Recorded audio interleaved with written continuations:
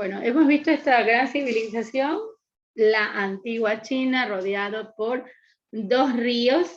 Recuerden que estas civilizaciones son fluviales, rodeadas por ríos, y aquí tenemos el río Yangtze o Yangtze, río en español azul, y el río amarillo o río Huanghu.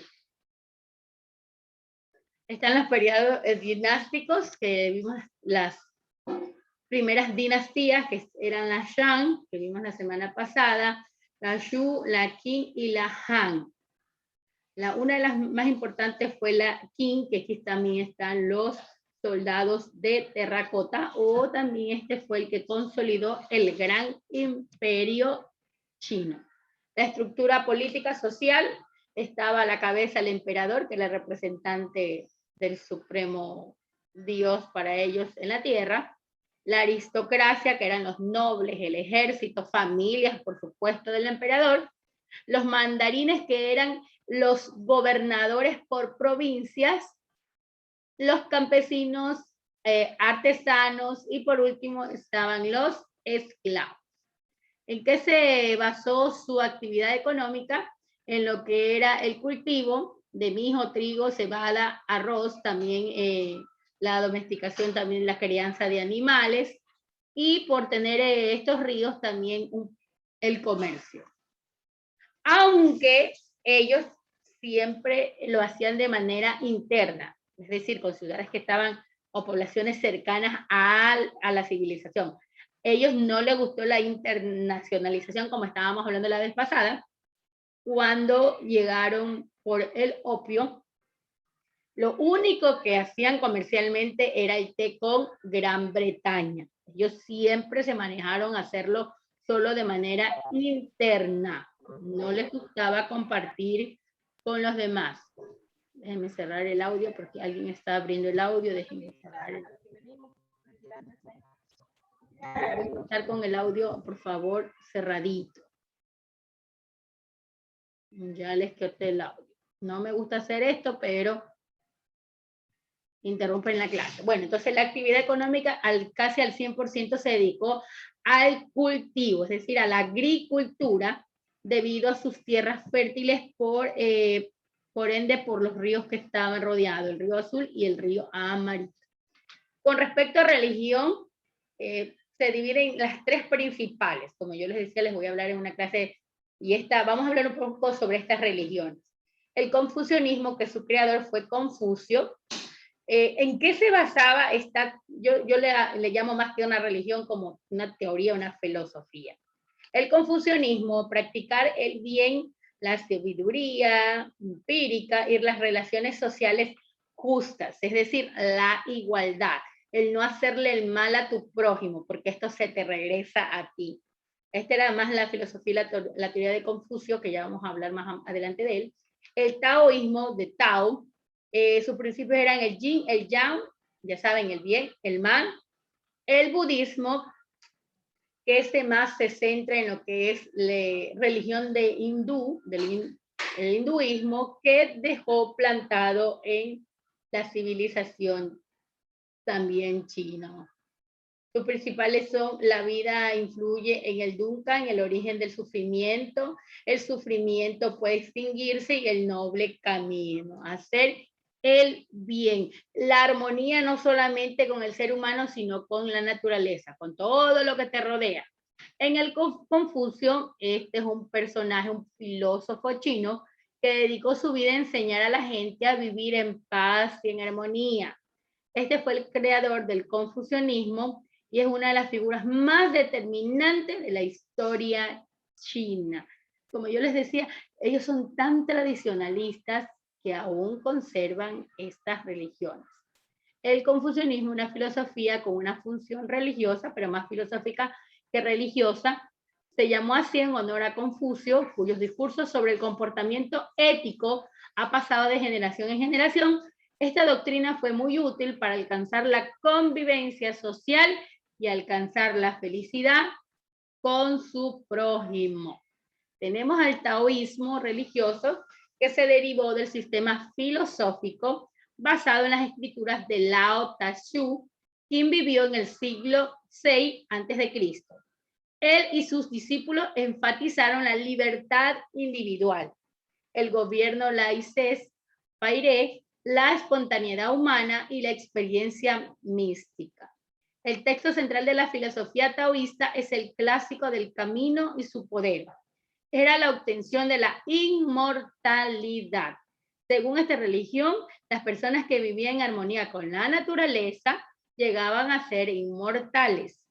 Lao Tzu fue finalmente deidificado como dios taoísta que dirige un enorme panteón de inmortales. Te ganas la inmortalidad según tus obras, según los que hayas hecho, cuán bien hayas hecho, y tiene que ver que tú tengas la armonía no solamente con los seres humanos que te rodean, sino con la naturaleza, para llegar a ser inmortales. Y tenemos el budismo, fue introducido en Taiwán a finales del siglo XVI. El budismo japonés se conoció en Taiwán durante el periodo de la ocupación japonesa. Varios siglos después, desde finales de la Segunda Guerra Mundial, el budismo en Taiwán ha sido testigo del establecimiento de la tradición Mahayanan, China, que hace hincapié en los códigos de la moral, disciplina, la ceremonia de ordenación. Así que por ahí están esos templos budistas muy reconocidos aún sobre tradición china. Ya sabemos que su origen no es de allí, sino de otro lugar. Y aquí tenemos esos grandes aportes culturales, y una de ellas que ya hablamos la semana pasada, la Gran Muralla China, fue construida por el emperador Qin Shi Huang para defenderse de los pueblos asiáticos y que alcanza 6.000 kilómetros de longitud en la construcción humana que mejor se ve desde el espacio, es decir, desde la vía aérea. Qin Shi Huang, aquí está este famoso emperador, 259 a.C., 210 a.C., es quien unifica ya las Chinas y funda la dinastía Qin. Este ejército, un mandato, bueno, en sí él ejercía un mandato autocrático y fue quien empezó la construcción de la Gran Muralla China. Fue enterrado junto a su ejército de terracota a su muerte. Y aquí está ese gran ejército que nos habló el grupo de nobles. El primer emperador de China, Qin Shi Huang, fue enterrado a su muerte en el año 210 a.C., junto a más de 7.000 figuras de guerreros y caballos de terracota a tamaño real. Fue en 1987 declarado Patrimonio de la Humanidad. Y también tenemos a Zhang He, quien dio a conocer, o creó, el sismógrafo. Están los ideogramas que aún permanecen en la escritura china. La pagoda también es una de las atracciones turísticas de China. Inventos como la brújula, la pólvora, la ballesta y el papel también, como yo les decía, ellos fueron, y la imprenta, pero la imprenta manual. Ellos fueron uno de los inventores. Déjenme emitir algunos que tengo aquí. Ok. Tengo cámaras apagadas como la de Perea, no sé qué problema tenga. Los que recién dejo ingresar, por favor, enciendan sus cámaras. Bueno, hemos hecho un recorrido sobre esta gran civilización china. El día miércoles tenemos evaluación todo con respecto a China.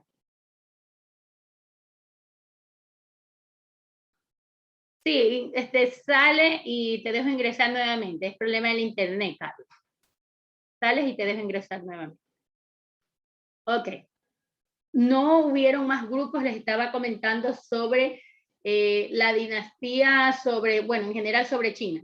Solo tengo unas diapositivas sobre India, que ya me las enviaron la semana pasada.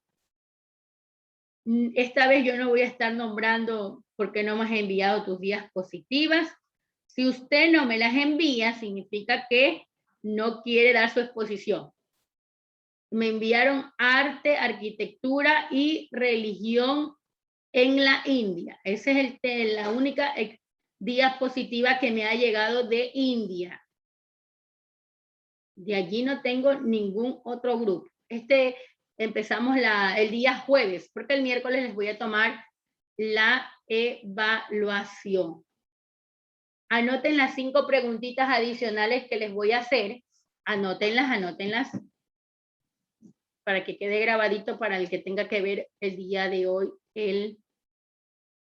Ya, anote allí. ¿Cuáles son los creadores de las 3 religiones más importantes de China? Los nombres de los 3 creadores de las religiones más importantes de India. Recuerde, confucianismo, taoísmo y budismo. Esas son las 3 religiones. Usted lo que va a escribir es el nombre de cada uno de ellos. El nombre de cada uno de ellos. Siguiente pregunta. ¿En qué siglo se introduce el budismo en China? ¿En qué siglo se introduce el budismo en China? Les doy la respuesta. A finales del siglo XVI. A finales del siglo XVI.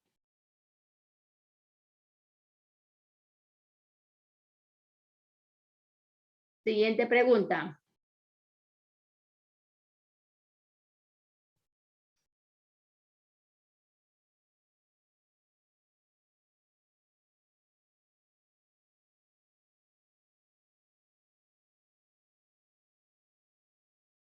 Okay.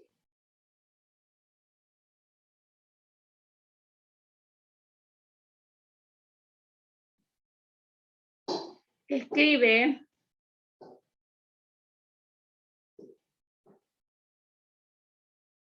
los periodos dinásticos de la antigua China. Escribe los periodos dinásticos de la antigua China.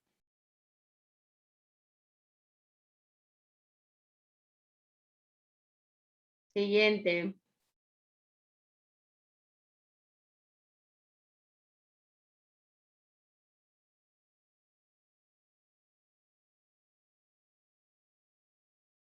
¿En qué continente está ubicada China? Y nombra los ríos que la rodean.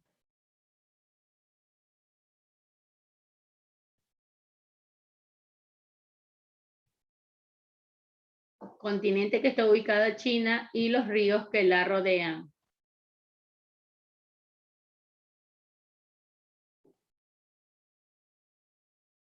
Ok.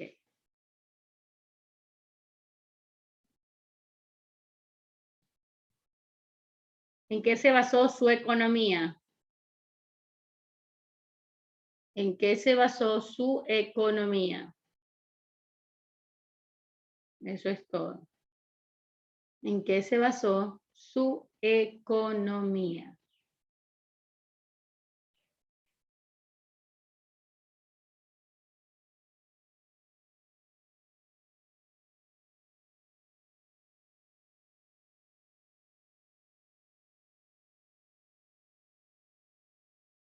Goyes, enciende tu cámara.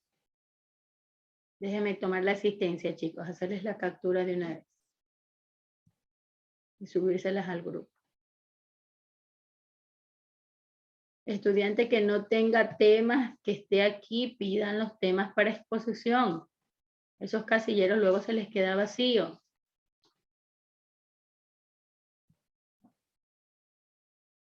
Levanten la mano los que no tengan tema.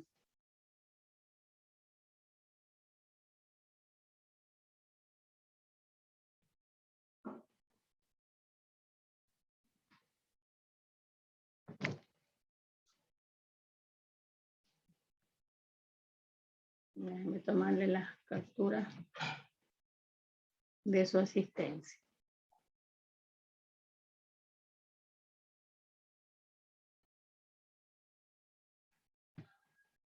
Okay.